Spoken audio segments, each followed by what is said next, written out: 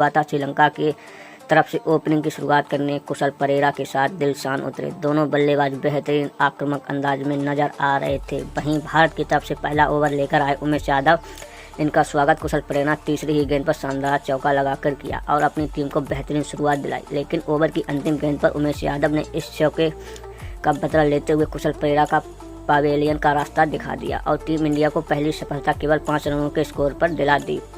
अब मैदान पर श्रीलंका की तरफ से दिलशान को साथ देने के लिए कुमार संगाकारा चुके थे, लेकिन इस भी पवेलियन लौट गए। उमेश यादव की हैट्रिक गए। भारतीय टीम मैच में दूसरी तरफ से हावी हो चुके थे।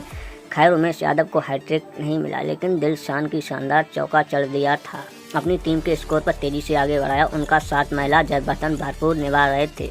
अपनी टीम के स्कोर पर ये दोनों बल्लेबाज तेजी से आगे बढ़ रहे थे। भारत के हर गेंदबाजी की तरफ से कुटाई हो रही थी। दिलशान प्रचंड रूप में दिखाई दे रहे थे। उनके बल्ले से केवल चौके ही निकल रहे थे। देखते ही देखते इन दोनों के बल्लेबाजी ने अपनी टीम के स्कोर पर तेजी से आगे बढ़ते हुए 13 ओवर में 54 रनों तक स्कोर पहुंचा दिया। ये दोनों बल्लेबाज मैदान पर सेट हो चुके थे। भारत की तरफ से 14वां ओवर लेकर आए ईशांत शर्मा को महिला जयवर्धन ने जमकर कुटाई दिया। दोनों खिलाड़ियों के बीच 50 रनों की साझेदारी हो चुकी थी। श्रीलंका का स्कोर 22.5 ओवर में 100 रनों तक पहुंचा दिया था। दिलशान अपना अर्धशतक भी लगा चुके थे। उनका साथ दे रहे थे जयवर्धन भी अपना अर्धशतक की तरफ से बढ़ रहे थे। भारतीय तेज गेंदबाज लगातार विकेट की तलाश थी, लेकिन ये दोनों बल्लेबाज तेजी से रन बटोर रहे थे। देखते ही देखते जयवर्धन ने भी 62 रन पर अपना अर्धशतक पूरा कर लिया। दोनों खिलाड़ियों के बीच 100 रनों की साझेदारी हो चुकी थी, लेकिन तभी भारत की तरफ से 25वां ओवर लेकर आए अंतिम रायडू ने दिलशान को अजिंक्य रहाणे के हाथों कैच पकड़वा कर पवेलियन का रास्ता दिखा दिया और टीम को तीसरी सफलता 112 रनों के स्कोर पर दे दी। भारतीय टीम मैच में वापसी करती हुई नजर आ रही थी। अब महिला जयवर्धन का साथ देने के लिए एंजेलो मैथ्यूज आ चुके थे। इन दोनों खिलाड़ियों ने मिलकर टीम को स्कोर को आगे बढ़ाया। जयवर्धन ने लगातार अपनी टीम के लिए रन बटोर रहे थे। अक्षर पटेल से लेकर सुरेश राणा यहाँ तक कि अवंती रायडू हर गेंदबाज के खिलाफ रन बटोर रहे थे। एक बार फिर श्रीलंका का स्कोर तेजी से बढ़ता हुआ नजर आ रहा था, लेकिन अभी 31वां ओवर लेकर आए अक्षर पटेल ने ओवर की दूसरी ही गेंद पर एंजेलो मैथ्यूज को विराट कोहली के हाथों कैच पकड़वाकर पवेलियन का रास्ता दिखा दिया था और भारतीय टीम को 144 रनों के स्कोर पर चौथी सफलता मिल गई। धीरे धीरे टीम इंडिया मैच में पकड़ मजबूत कर रही थी। एक तरफ से जयवर्धन मैदान पर टिके हुए थे, वहीं दूसरी तरफ से विकेट का पतन हो रहा था। बल्लेबाजी करने आए थे प्रियजन को भी अक्षर पटेल ने अपने अगले ओवर में पवेलियन का रास्ता दिखाकर भारतीय टीम को 5वीं सफलता दिला दी। अब श्रीलंका के आधे बल्लेबाज पवेलियन जा चुके थे, लेकिन एक तरफ से जयवर्धन अपनी टीम के लिए रन बनाए जा रहे थे। 33वां ओवर में श्रीलंका का स्कोर 150 रनों तक पहुंच गया। जयवर्धन का साथ देने के लिए चतुरंगा दा सिल्वा आ चुके थे, लेकिन अभी भी बहुत जल्द पवेलियन लौट गए। अब मैदान पर तीसरा आ चुके थे। इन दोनों खिलाड़ियों के कन्नों पर टीम की पूरी जिम्मेदारी थी, लेकिन 37वां ओवर लेकर आए उमेश यादव ने ओवर की दूसरी गेंद पर तुषार परेरा अपना विकेट दे बैठे। 158 रनों के स्कोर पर श्रीलंका के साथ बल्लेबाज पवेलियन लौट गए, लेकिन महिला जयवर्धन ने अपनी भी मैदान पर शानदार बल्लेबाजी कर रहे थे। भारतीय टीम गेंदबाजों के खिलाफ तेजी से रन बटोर रहे थे।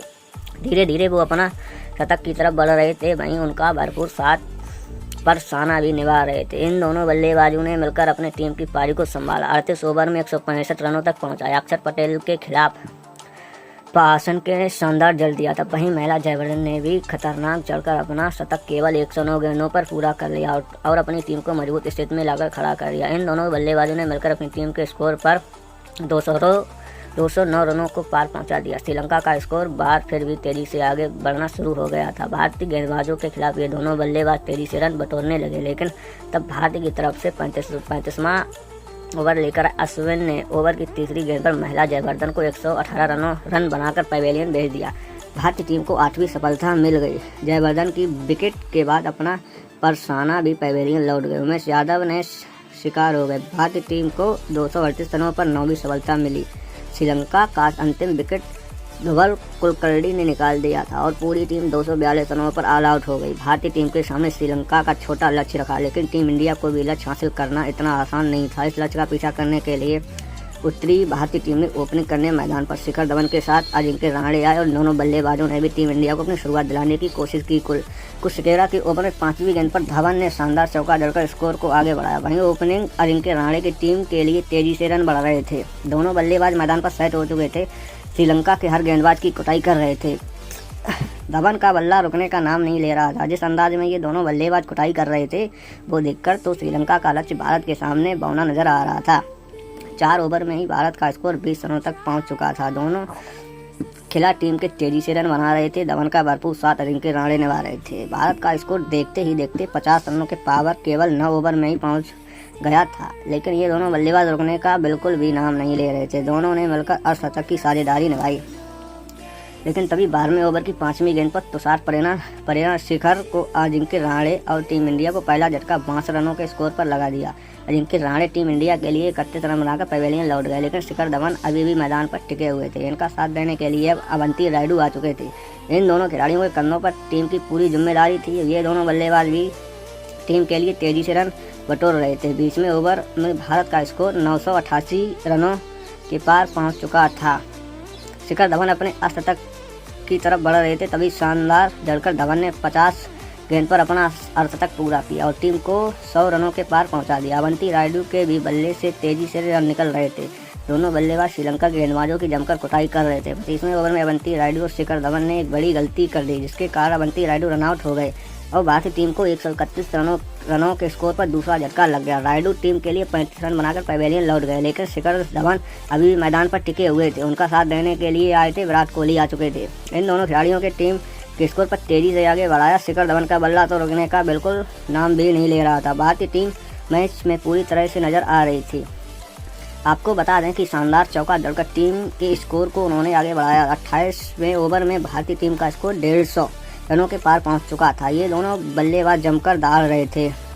धवन धीरे धीरे अपने अर्धशतक की तरफ बढ़ रहे थे। विराट कोहली तो हर गेंदबाजों की कुटाई कर रहे थे, चौका लगाए जा रहे थे। भारतीय टीम जीत की तरफ